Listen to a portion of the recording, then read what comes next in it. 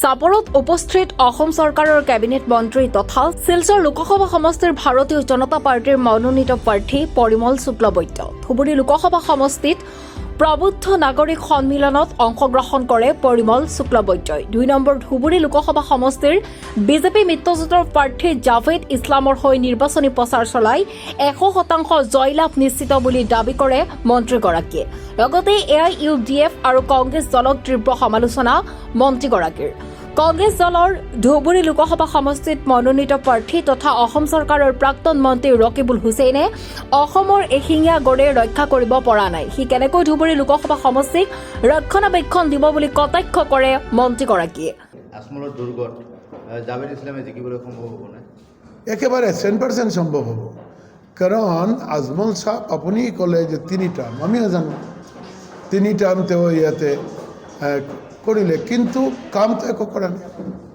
ৰাইজে ভোট দিলে এতিয়া আপুনি পাৰ্লামেণ্টেৰ প্ৰচিডিংটো লৈ আনক ভালকৈ এদিনতো কথা কোৱা নাই ধুবুৰীৰ কাৰণে যি কামখিনি কৰিব লাগিল গোটেইখিনি কাম আমাৰ ডক্টৰ হিমন্ত বিশ্ব শৰ্মা মুখ্যমন্ত্ৰীয়ে কৰিছে গোটেইখিনি কাম আমাৰ প্ৰধানমন্ত্ৰী মোদীজীয়ে কৰিলে তেওঁৰ কি ভূমিকা আছে কাজেই ৰাইজে আজিৰ দিনত গোটেইখিনি কথা ভালকৈ বুজি পায় যিমান দিন গৈ আছে ৰাইজ ভোটৰ ক্ষেত্ৰত সচেতন হৈ আছে কাজেই এই ক্ষেত্ৰত আগৰ নিচিনা এনেকুৱা স্থিতি নাই যে কিবা কিবি কৈ আৰু আমি ভোট পাম জলপৰা দি ভোট পাম এনেকুৱা স্থিতি নাই কাজেই এই ক্ষেত্ৰত ৰাইজ সচেতন নাগৰিক ধুবুৰী লোকসভাৰ প্ৰতিগৰাকী মই ভাবোঁ আজিৰ দিনত প্ৰতিগৰাকী নিৰ্বাচক মণ্ডলী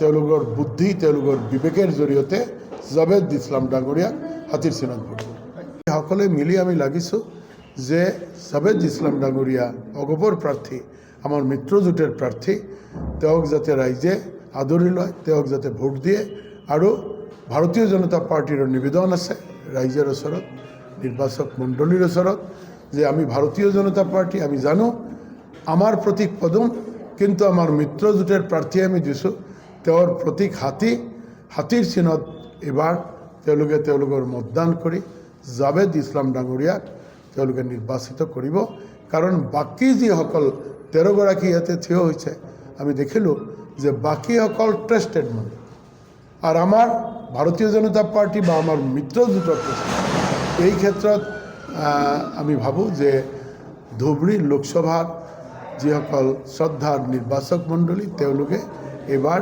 হাতীৰ চিনত ভোট দি জাভেদ ইছলাম ডাঙৰীয়াক পাৰ্লামেণ্টত পঠাব আপোনালোকে দেখিছে যে এবাৰো আমি এটা শ্লোগান দিছোঁ যে আকৌ এবাৰ মোদী চৰকাৰ আমি বিচাৰোঁ আমাৰ ৰাষ্ট্ৰ নিৰ্মাণৰ কাৰণে আমি দেখিছোঁ তেওঁৰ 10 বছৰ কালত মোদীজী প্ৰচণ্ড প্ৰয়াস কৰিলে আজিৰ দিনত এক সন্ত্ৰাসমুক্ত ভাৰতবৰ্ষত আমি থাকিব পাৰিছোঁ এক সন্ত্ৰাসমুক্ত অসমত আমি বসবাস কৰিব পাৰিছোঁ অৰ্থনৈতিকভাৱে সম্পন্ন স্বাভিমানী এক ৰাষ্ট্ৰ হিচাপে আমি চিনাকি দিব পাৰিছোঁ আজিৰ দিনত আমি সকলোৱে জানো যে অৰ্থনীতিটো আজিৰ দিনত গোটেই বিশ্বৰ ভিতৰত আমি 5 নম্বৰ স্থানত আছোঁ শিক্ষাৰ ক্ষেত্ৰত আমি প্ৰচণ্ডভাৱে আগুৱাই গৈ আছোঁ আমাৰ অসমত আপোনালোকে জ্ঞাত যে আমাৰ ডক্টৰ হিমন্ত বিশ্ব শৰ্মাৰ নেতৃত্বত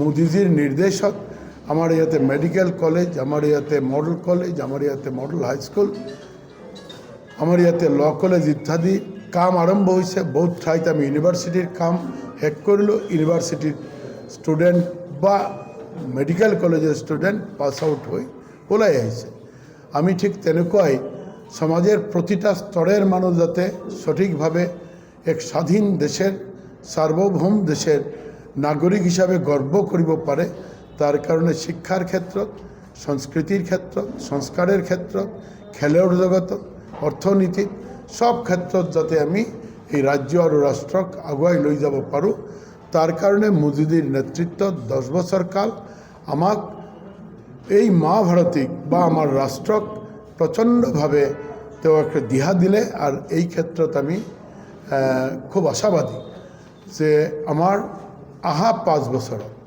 মোদীজীৰ নেতৃত্বত আমাৰ ৰাষ্ট্ৰখন বিশ্বগুৰু পৰ্যায়ত যাব এইটো আমাৰ আশা আছে আৰু এই আশা ফলৱতী হ'ব আমি জানো কাৰণ তৃতীয়বাৰ মোদীজী আকৌ এক বিপুল সংখ্যক জনসমৰ্থন লৈ মোদীজী তেওঁ প্ৰধানমন্ত্ৰী হিচাপে নিৰ্বাচিত হ'ব।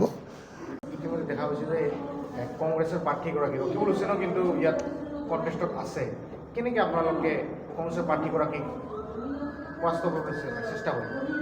আৰে কেনেকুৱা মানে আপুনি চাওক, ৰকিবুল হুছেইন ডাঙৰীয়া আছে, ঠিক তেনেকুৱা আজমল শেখ ডাঙৰীয়াও আছে, তেনেকুৱা আমাৰ AGPৰ প্ৰাৰ্থীৰ বাহিৰত আৰু 1 ডজন 12জন 13জনে ইয়াতে প্ৰাৰ্থিত্ব প্ৰত্যাশী হৈ নমিনেশ্যন দিলে। এতিয়া আমাৰ দল ভাৰতীয় জনতা পাৰ্টি বা অগপ, সেই দুটা দল ইয়াতে পৰীক্ষিত। কংগ্ৰেছও ভাৰতবৰ্ষত পৰীক্ষা দিলে নহয় তেওঁলোকে। এতিয়া যাৰ কথা আপুনি ক'লে, তেওঁতো ইয়াতে মন্ত্ৰীও আছে, আজিৰ দিনত বিধায়ক। তেওঁ মন্ত্ৰী কিমান সবল মন্ত্ৰী কম আপোনালোকে খবৰ ল'লে গম পাব। এই তেওঁৰ মন্ত্ৰিত্ব কালত সি ফৰেষ্ট মিনিষ্টাৰ আছিল। সি এটা কথা নোকোৱা নাজানা এটা প্ৰাণীয়েতো কথা মানে জংঘলত থকা প্ৰাণীবিলাকে কথা ক'ব নোৱাৰে যে আমাৰ ইমান দুখ হৈছে, কষ্ট হৈছে। সেই গড় ৰক্ষা কৰিব পাৰিছিল নেকি? আপোনালোকৰ জৰিয়তে এনে গম পাইছিলোঁ গোটেই অসমৰ ৰাইজে যে প্ৰতিদিন প্ৰায় পত্ৰিকা খুলিলে এই গড় নিধন।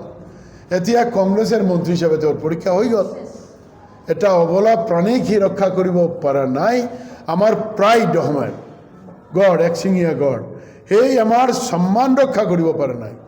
আৰু ভাৰতীয় জনতা পাৰ্টিৰো পৰীক্ষা হৈ গ'ল। মইতো ফৰেষ্টত আছিলোঁ। যেতিয়া ফৰেষ্টৰ পৰা মই ট্ৰেন্সপৰ্টত আহিলোঁ, আমি প'চিং 0 কৰি আহিছোঁ। আজিৰ দিনত প'চিঙৰ খবৰ আপোনালোকে দিব নোৱাৰে, সেইকাৰণে নোৱাৰে প'চিং নহয়।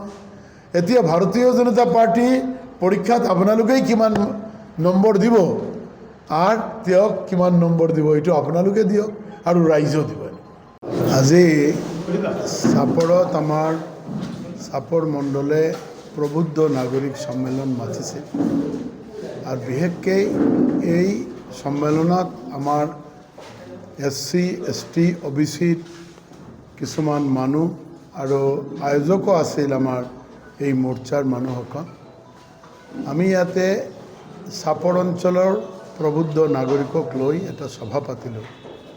তাৰ মূল কাৰণ যে এই নিৰ্বাচনক কেন্দ্ৰ কৰি আমাৰ দলেৰ কিছু কথা, আমাৰ মিত্ৰজোঁটেৰ কিছু কথা আমি ৰাইজলৈকে যাতে লৈ যাব পাৰোঁ। আজিৰ এই সভাত আমাৰ জিলাৰ সভাপতি ভাৰতীয় জনতা পাৰ্টি তেওঁ উপস্থিত আছে, আৰু লগতে আমাৰ প্ৰাক্তন বিধায়ক অশোক কুমাৰ সিংঘি মহোদয়, লগতে আমাৰ মিতা বাইদেউ, আমাৰ এই ইণ্টেলেকচুৱেল সেলৰ তেওঁ কৰ্মকৰ্তা হয়, লগতে কৃষ্ণা বাইদেউ আৰু আমাৰ প্ৰাক্তন দুগৰাকী অধ্যাপকো ইয়াতে উপস্থিত। সকলে মিলি আমি এই সভাখন এড্ৰেছ কৰিলোঁ।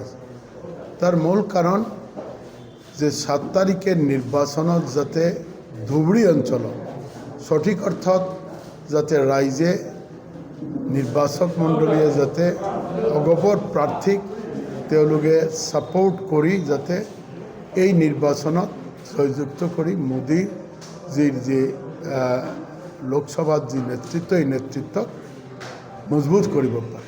প্ৰতিদ্বন্দ্বিতা কাৰ লগত হ'ব? এতিয়া নিৰ্বাচন হোৱা নাই, কিন্তু আপোনাক এই কথা, নিৰ্বাচন 7 তাৰিখ হ'ব, আপোনালোকে জানে, আমিও জানো। এতিয়া 7 তাৰিখেৰ পাছতে এটা কথা এই মুহূৰ্তত ক'ব পাৰোঁ, নম্বৰ 1ত আমাৰ জাভেদ ইছলাম ডাঙৰীয়া থাকিব, আৰু 7 তাৰিখেৰ পাছতে আমি ক'ব পাৰোঁ কাৰ লগতে প্ৰতিদ্বন্দ্বিতা। সংখ্যালঘু এই অধ্যুষিত অঞ্চলত সংখ্যাগৰিষ্ঠ তেওঁলোক, যিহেতু লোকসভা সংখ্যালঘু আকৰ্ষিত কৰিবলৈ যিহেতু বিজেপি বহুত ধৰণৰ প্ৰচাৰ চলাইছে, ধুবুৰীত কিবা ব্যতিক্ৰম থাকিব নেকি? চাওক, আমি ভোটেৰ ক্ষেত্ৰত কেতিয়াও ভাৰতীয় জনতা পাৰ্টি বা মিত্ৰজোঁটে সংখ্যালঘু সংখ্যাগুৰু আমি চিন্তা নকৰোঁ। ভোটাৰ্সেৰ এটাই চিনাকি, সি নিৰ্বাচক, সি ভোটাৰ্স। ইয়াতে জাতি ধৰ্ম সমাজ এইবিলাক নাই। আৰু আমাৰ পাৰ্টিৰ এটাই চিনাকি, মোদীজীয়ে কৈছে সবকা সাথ সবকা বিকাশ, সবকা প্ৰয়াস সবকা বিশ্বাস। আৰু এই ক্ষেত্ৰত আপোনালোকে দেখিছে 10 বছৰেৰ কাৰ্যকালত আমি ভাৰতবৰ্ষেৰ প্ৰতিজন মানুষ, প্ৰতি ধৰ্ম জাতি বৰ্ণ নিৰ্বিশেষে আমি কাম কৰিছোঁ সকল সম্প্ৰদায়ৰ কাৰণে, সকল ধৰ্মেৰ কাৰণে। আমি এই ৰাষ্ট্ৰ নিৰ্মাণেৰ হকে শৌচালয়েৰ পৰ আৰম্ভ কৰি চন্দ্ৰযান 3লৈকে আমি কাম কৰিছোঁ। কাজে এই ক্ষেত্ৰত আমি সংখ্যালঘুও ভাবা নাই, সংখ্যাগুৰুও ভাবা নাই। আমি যোগ্যতাৰ নিৰিখত আমি ৰাইজৰ ওচৰত প্ৰাৰ্থনা কৰিম তেওঁলোকে আমাৰ জাভেদ ইছলাম ডাঙৰীয়াক যাতে নিৰ্বাচিত কৰি পাৰ্লামেণ্টত পঠায়। অসমত 7 তাৰিখে দ্বিতীয় পৰ্যায়ৰ নিৰ্বাচন শেষ হ'ব আৰু 14টা সমষ্টি লোকসভা সমষ্টিত আপোনালোকে চৰকাৰে যিহেতু মন্ত্ৰী আছে অসম চৰকাৰত সেইখন এখন লাভ কৰিব আৰু আপুনিও যিহেতু এজন বিজেপিৰ মনোনীত প্ৰাৰ্থী শিলচৰ সমষ্টিত আপুনি কেনেকুৱা দেখিছে এই সমষ্টি? চাওক, কথাটো হ'ল আমাৰ নিশ্চিতভাৱে আপুনি মন্ত্ৰী মোক কৈছে, মই মন্ত্ৰী আছোঁ। আমাৰ মন্ত্ৰীসভাৰ যিজন Mukhia doctor Himanta Biswa Sarma chief minister, তেওঁ নিজে কৈছে আমাৰ 14খনত কেইখন আসন আমি পাম। শিলচাৰে কথা আপুনি সুধিছে, শিলচাৰ কিমান লাখৰ ব্যৱধানত আমি জিতিম, তেওঁ নিজে কৈছে। কাজে এই ক্ষেত্ৰত আমি আকৌ আপোনাক সংখ্যা তত্ত্ব দি লাভ নাই। যোৱাকালি যদি আপোনালোকে দেখিছে নিউজ 18ত আমাৰ অমিত শ্বাহজীয়ে অসমৰ সম্পৰ্কে কৈছে কিমান সিট আমি পাম, আপোনালোকৰ জৰিয়তে কৈছে। কাজেই য'ত অমিত শ্বাহজীয়ে কৈছে, য'ত ডক্টৰ হিমন্ত বিশ্ব শৰ্মা ডাঙৰীয়াই কৈছে, আকৌ আমি ইয়াতে আৰু কিয় ৰং লগাব লাগে? তেওঁলোকে যিটো কৈছে ইয়াতে অক্ষৰে অক্ষৰে পালন হ'ব, 100% হ'ব। এই কথাটো আপোনাক ক'ব। চাপৰৰ পৰা ললিত কুমাৰ ৰায়ৰ ৰিপৰ্ট, নিউজ ৰিপৰ্ট টুডে।